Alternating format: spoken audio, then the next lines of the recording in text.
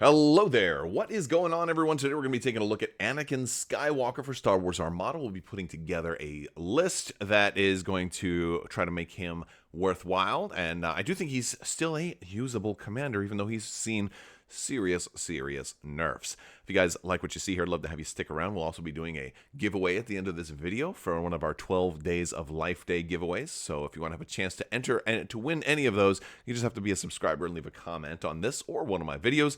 Check also links in the description below if you want to join our Discord or check out other social media links. They're all going to be down there. Let's talk a little bit about Anakin Skywalker first. He's a rapid reinforcements commander, which means he's not available in any ships. He is a free commander that you can get over at atomicmassgames.com. If you check the documents for Star Wars Armada, they're going to have rapid reinforcements. There have been 2 doses of those. We've had rapid reinforcements 1 and 2. He was a free commander that showed up in rapid reinforcements 2. He initially came into the game very strong at a lower cost than he currently is, with a completely different ability that allowed you to salvo with extra dice even while attacking and double salvo while while defending, and it worked for your whole fleet. It was pretty insane when you also combine it with the fact that there's so many upgrades available to the Republic that increase their salvo abilities that it made him completely monstrously strong. And he has since been nerfed. His nerf has been less of a nerf and more of a complete rework, making him a little bit more similar to how Darth Vader plays, although not necessarily quite as savage and effective as Darth Vader. He's a little cheaper than Darth Vader, but he's more expensive than the previous Anakin Skywalker. He's at 31 points right now, and he's got an ability that does grant rerolls, although it's a little bit more complicated to do them. He reads as follows. While a friendly ship is attacking a ship, if the defender is at distance 1 to 5 of at least 2 other friendly ships, one other friendly ship at distance 1 to 5 of the defender may spend a defense token. If it does, the attacker may reroll up to 3 dice. So what does that mean? That's a big mouthful. It means you got to have at least 3 ships. You got to have an attacker, and you got to have at least 2 wingmen. I'm calling them wingmen so you understand, for the terminology, because I'm going to reference it again. Your attacker can be attacking. If you've got at least 2 wingmen that are also at range 1 to 5, which is typical attack range, you're going to be able to spend one of your wingmen's defense tokens. That ability is going to let you reroll 3 dice when you're attacking, up to 3 dice. You don't have to reroll all of the dice. If you only have 2 blanks, hey, no problem, go for that. You can't reroll the same die multiple times. That's just a normal roll for rerolls. This is a little less strong than Darth Vader's ability, which lets you spend a defense token when you're attacking to reroll any number of dice. But there's not too many times where you need to reroll more than 3, so this is still a reasonably decent ability, but it has a couple of kind of unseen caveats. One of the caveats is that since you're going to need at least 3 ships, you probably need to run more than 3 ships, because if you were to lose 1 ship, you would instantly lose all functionality with him. So a minimum of 4 ships is what people pretty much think is now required for Anakin. You got to have a little flexibility to where you can lose at least 1 ship and not completely lose all ability of your commander, because a lot of Anakin Skywalker builds are going to try to leverage those rerolls, and they're going to kind of need those rerolls. If you don't, then you'd be better off just going with a cheaper commander that gives you a more universal ability. So Anakin Skywalker is there when you really want those rerolls. On another aspect of him, you're also going to have to fly those ships close together, because if I've got a ship all the way on one side, a ship all the way on the other side, and a ship in the middle, and maybe that middle ship is attacking, and I got the 2 wingmen on the side, well, that's great, but if the wingman can't also leverage the same ability, if they're spread out a little bit too far, the guy on the left and the guy on the right, for example, might not be able to also have wingmen of their own that are also within range. And that's really, the idea. Now, it is possible to have them to the left and the right, but it just means you're going to have to be close enough that that they're going to overlap, and they're all going to be relatively close enough to the same targets that they might be attacking, and you want to have that flexibility. So if you can fly your fleets kind of bunched up together, either everybody together or in multiple groups, like a group of 3 and group of 3 if you're running 6 ships, which is not the easiest thing for the Republic to do right now, but it is possible, then there you go. Again, the Republic doesn't have flotillas, so they can't super easily implement this, although there's another unforeseen thing is that a lot of people think that if they're reading between the lines, that this is code that the Republic Architans may be coming out in the next rapid reinforcements, a way to get a ship that would make a lot of sense with Anakin Skywalker and would work really, really well with Anakin Skywalker. That's currently only available to the Empire, but would fit perfectly in the Republic since they introduced the Architans and they're heavily featured in the Clone Wars. So hopefully that means that that's happening. But let's go ahead and take a look at a sample build using Anakin Skywalker. All right, so Anakin here is going to be on an Acclamator. Now, this is not the easiest build for a lot of people to put together because one of the big things about this build is I'm going to be using 3 Acclamators. It's not a super easy thing to do because, again, you can only get the Acclamator in the starters. And it's the same reason why a lot of people don't run like an MSU for the Republic with like 6 or 7 Charger C70s because while they are cheap, you'd have to buy a lot of starters for that, and they're not available in individual expansions just yet. Maybe they will be someday.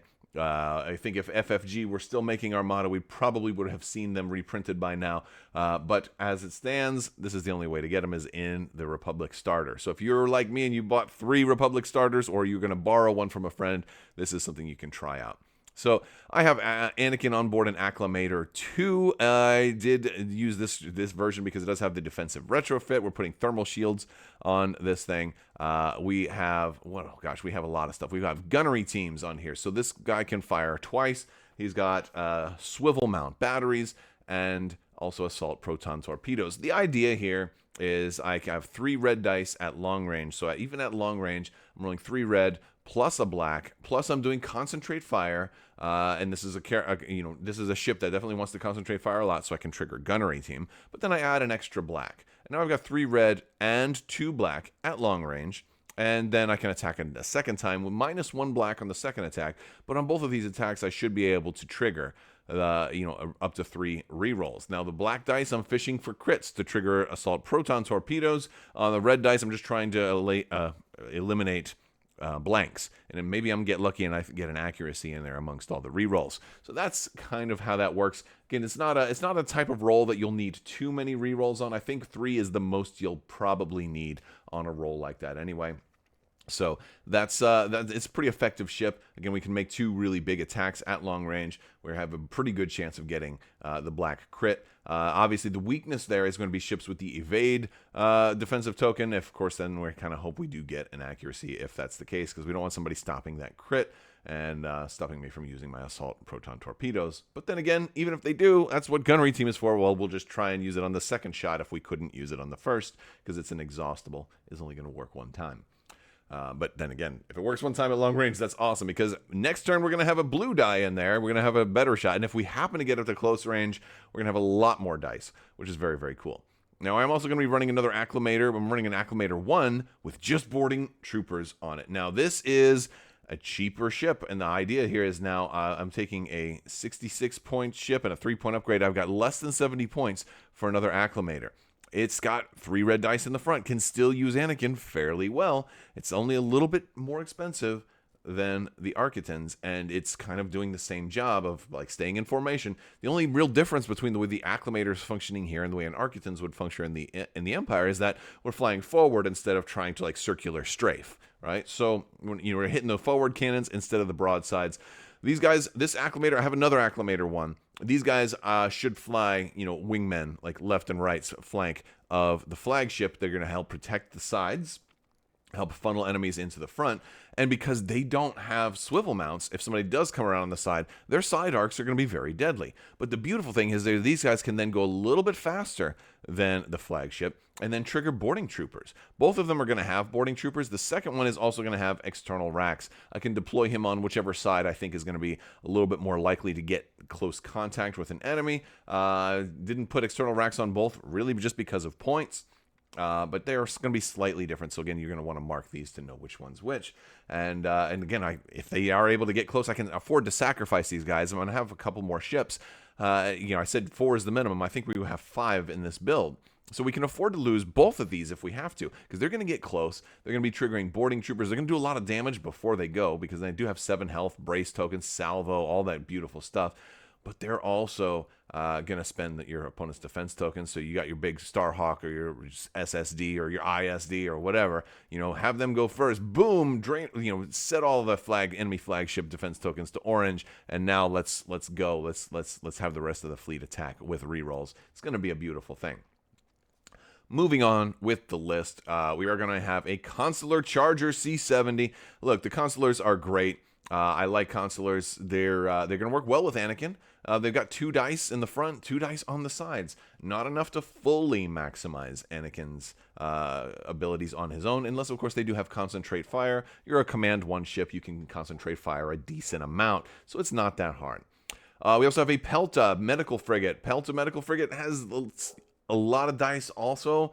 It's not quite as much dice, but they have a little more survivability. Survivability is going to be kind of important, especially if it's one of your last ships. If you're down to 3, here's one where you definitely don't want to lose it. The brace is going to help keep it alive. And we've got parts resupply to help keep the rest of the fleet alive a little bit more.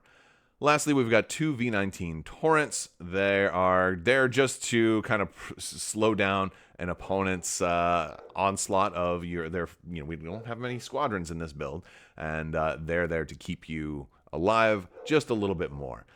For our objectives, we have Surprise Attack, Fire Lanes, and Dangerous Territory. I like Dangerous Territory in a list like this because I really don't have a lot of flexibility when it comes to objectives. I want to keep these guys all together. I don't have a lot of ways to fly around an asteroid field or obstacles, and this is just going to allow me to fly them as a formation and say, screw it, I don't care about asteroids.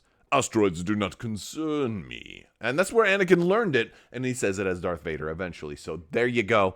That is the list. I want to hear some of your thoughts. Let me know what you guys think. I am using Ryan Kingston's Fleet Builder, by the way. Big thanks to Ryan Kingston for always keeping this thing up to date. Very great Fleet Builder, and makes the list building experience so much easier. Head over to armada.ryankingston.com if you want to check out that Fleet Builder. If you make a donation, you get to save your fleets. It's very cool stuff.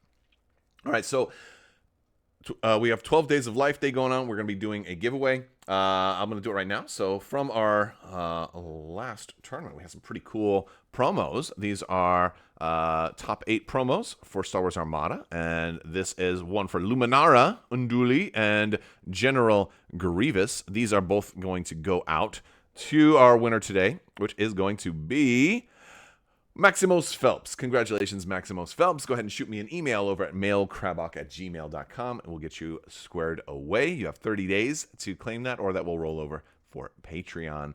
Patrons have extra chances to get stuff, and that is going to do it. I want to thank you guys so much for watching. Let me know some of your thoughts on Anakin Skywalker and what you hope to see in the next Rapid Reinforcements, when that's probably something I'll be doing a video about later this month as well. I will talk to you guys later. May the Force be with you. Live long and prosper. Be excellent to each other. Party on, dudes.